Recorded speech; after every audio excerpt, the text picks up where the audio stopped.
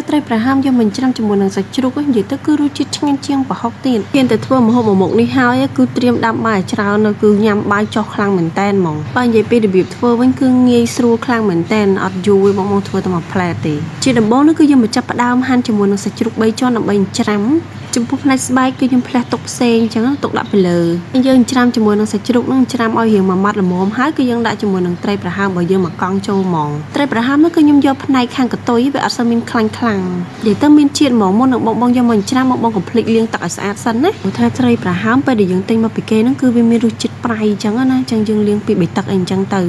បន្ទាប់មកគឺច្រាំរៀងចិត្តម៉ត់ហើយយើងដាក់ជាមួយនឹងខ្ទឹមក្រហមហ្នឹងមួយកណាត់ហើយជាមួយនឹងខ្ទឹមសហ្នឹង2មើមពីកពឹសទូចៗទេបងមិនមែន2មើមធំទេណាដាក់ជាមួយនឹងប៊ីចេងហ្នឹងមកចង់សភាពបាយហើយស្ករសមកសភាពបាយពេញហើយខ្ញុំក៏បានរោយជាមួយនឹងម្ទេសម៉ត់ពីលើដើម្បីឲ្យរាងហឹរតិចៗអញ្ចឹងណាជាចុងក្រោយនោះគឺយើងបន្ថែមជាមួយនឹងស្លឹកខ្ទឹមហាន់ហើយបន្តិចហ្នឹងច្រាំឲ្យរាងតំណងអាចចូលទៅគឺកាន់តែតំណងហ្មងបងច្រាំមើលតែសាច់ជ្រូកយើងម៉ត់បែបនេះប៉ុណ្ណឹងហើយហ្នឹងគឺយើងចាប់ផ្ដើមមកគោះជាមួយនឹងពងទា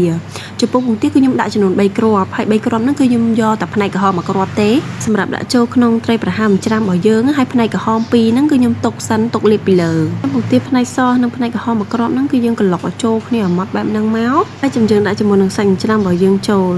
នៅពេលដែលយើងច្រាំសាច់របស់យើងម៉ត់ល្អគឺយើងស្រួលក្លុកទេក្លុកតែមួយផ្លែហ្នឹងគឺវាម៉ត់ចូលជាមួយនឹងពងទាហើយចំពោះផ្នែកស្បែកជ្រូកវិញបងកុំភ្លេចហាន់ជាប្រទេសទូចៗបែបហ្នឹងដាក់ពីលើផងគឺកាន់តែឆ្ងាញ់ហ្មងហើយក៏បន្ថែមជាមួយនឹងម្ទេសពីលើហ្នឹងមកដាក់តាមចំណង់ចំណូលចិត្តហ្នឹងមកបងដាក់អញ្ចឹងគឺអត់ហិលទេចំពោះរយៈពេលដែលខ្ញុំចំហុយវិញគឺខ្ញុំចំហុយ1ម៉ោងជាងពេលចំហុយហ្នឹងគឺយើងដាក់ឆ្នាំងរាងធំតិចមកហើយដាក់កលអញ្ចឹងណាកុំឲ្យទឹកហ្នឹងខ្ពុលចូលជាមួយនឹងចានរបស់យើងណាចំហុយមើលតែឆ្អិនបាន 30% ប្រហែល30នាទីអីហ្នឹងគឺយើងចាប់ផ្ដើមដាក់ជាមួយនឹងពងក្រហមដែលខ្ញុំបានទុកលើមុនហ្នឹងណាពោះក្លុកដាក់ពីលើអញ្ចឹងមកបងធ្វើឲ្យប្រហុកចំហុយត្រីប្រហើមចំហុយមិនថាអីចំហុយទៅគឺតំណងតែតំណងហើយរសជាតិឆ្ងាញ់ហ្នឹងគឺញ៉ាំបាយអស់ច្រើនហើយអញ្ចឹងយើងចាប់ផ្ដើមបន្តចំហុយរយៈពេល40នាទីអីទៀតអញ្ចឹងទៅនិយាយទៅគឺចំហុយមកឆ្អិនហ្មងណាអត់កំណត់នាទីទេពេលដែលបងចំហុយហើយចង់ដឹងឆ្អិនមិនឆ្អិនគឺអាចយកចង្កឹះចាក់មើលបានតែអត់មានជាប់អីរៀងទឹកមកទេគឺឆ្អិនហើយពោះផ្នែកម្លក់វិញបងចូលចិត្តជ្រលក់ជាមួយអីដាក់ហ្នឹងទៅណាផ្នែកខ្ញុំវិញគឺថ្ងៃហ្នឹងមានចំនួន4មុខនឹងហាន់ឲ្យស្អាតអីឲ្យស្អាតចឹងហើយគឺយកទៅក្លាសិកឲ្យត្រជាក់ហើយលើប្រហើមរបស់យើងហ្នឹងដាក់ចំកដាលអីអញ្ចឹងមកយើងរៀងតបតែងបន្តិចអីអញ្ចឹងណាឲ្យម្ហូបរបស់យើងឃើញកាន់តែឆ្ងាញ់និយាយទៅប្រហើមចំហុយរបស់ខ្ញុំគឺឆ្អិនល្អខ្លាំងហ្មងឆ្អិនឡើងលែងជាប់ចានពេលញ៉ាំដាក់បន្ទាប់បន្លែច្រើនមុខចឹងមកហើយញ៉ាំជាមួយនឹងបាយក្តៅ